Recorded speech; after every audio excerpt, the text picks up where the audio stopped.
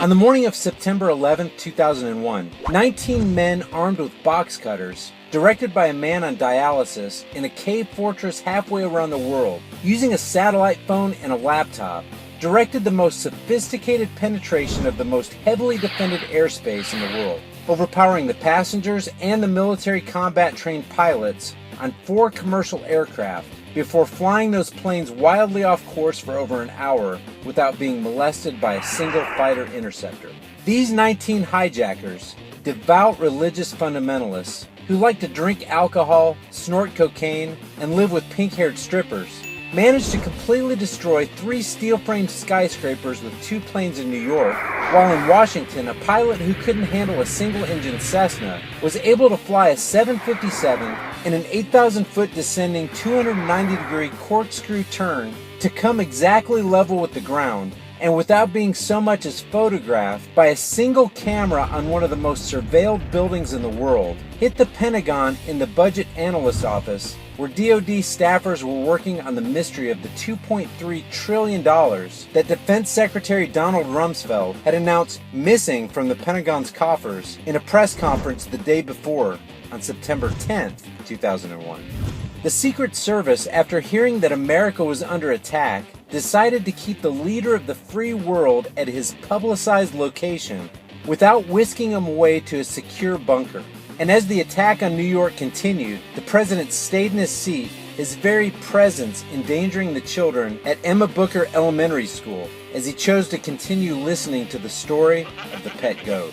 Luckily, the news anchors were on the case, accurately identifying the culprits within minutes, the pundits knew within hours, and the administration knew within the day. And the evidence in the form of the pristine passport of Satam el-Sakami made its way through the intense flames, literally falling into the FBI's lap. But for some reason, a bunch of crazy conspiracy theorists who lost their loved ones in the falling towers demanded an investigation into one of the most notable attacks on American soil in U.S. history.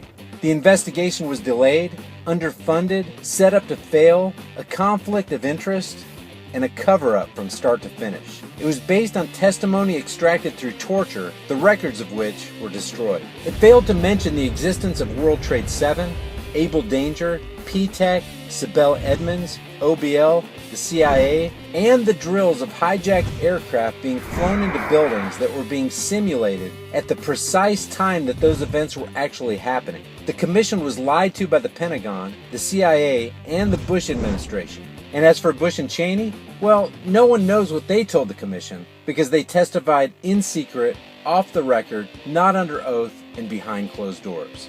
The commission didn't bother to look at who funded the attacks because that question is of, quote, little practical significance. In spite of their efforts, the 9/11 Commission managed to fail to answer most of the victims' family members' questions and pin the blame on all the people responsible, although no one so much as lost their job, determining the attacks were, quote, a failure of imagination. Because, quote, I don't think anyone could envision flying airplanes into buildings, end quote, except the Pentagon, FEMA, and NORAD, and the NRO. 9/11 was a special day where 2 laws of physics were suspended, the law of the conservation of energy, and for every action there's an equal and opposite reaction. And jet fuel and office fires produce temperatures hot enough to melt structural steel, reduce them to puddles of molten metal, completely pulverize concrete, and create fires that lasted for months after the attack. The DIA destroyed 2.5 terabytes of data on Able Danger. The SEC destroyed their records on the investigation into the insider trading before the attacks, and government officials destroyed the structural evidence at Ground Zero.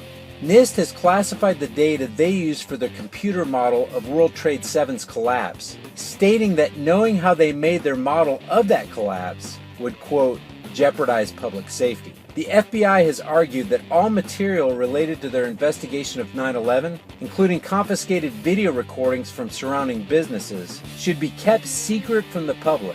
But that's okay because the FBI probably has nothing to hide. Barry Jennings never existed, nor is anything he had to say worthy of your attention.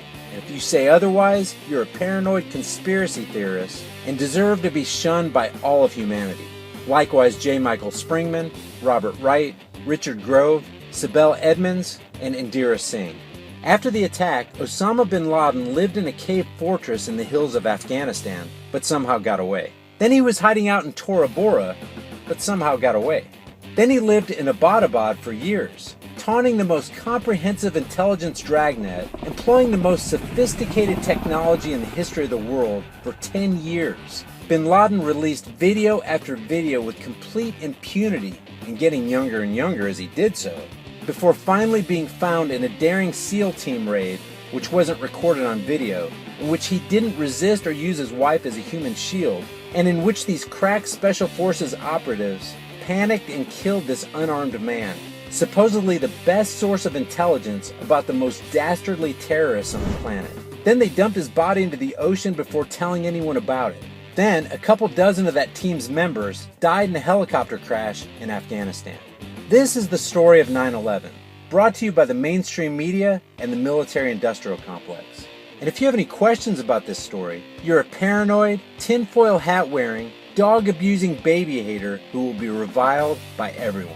If you love your country and freedom, you will never ever express doubts about any part of the story to anyone, ever. This official story has been made possible by the friends of the FBI, CIA, NSA, DOD, SEC, MSM, White House, NIST, and the 9/11 Commission. And in the words of Adolf Hitler, how fortunate for the leaders that men do not think. If you enjoyed this video and you think others could benefit by viewing it, click that like button and share it on Facebook, Twitter, and Instagram. If you want to see more videos like this, as well as a mix of other content, give that subscribe button a click. For more information and additional content, let's connect on Facebook at facebook.com/highimpactflix and reach out to me on Twitter at highimpactflix. Until next time, remember, it's easier to deceive the masses than to convince them that they've been deceived.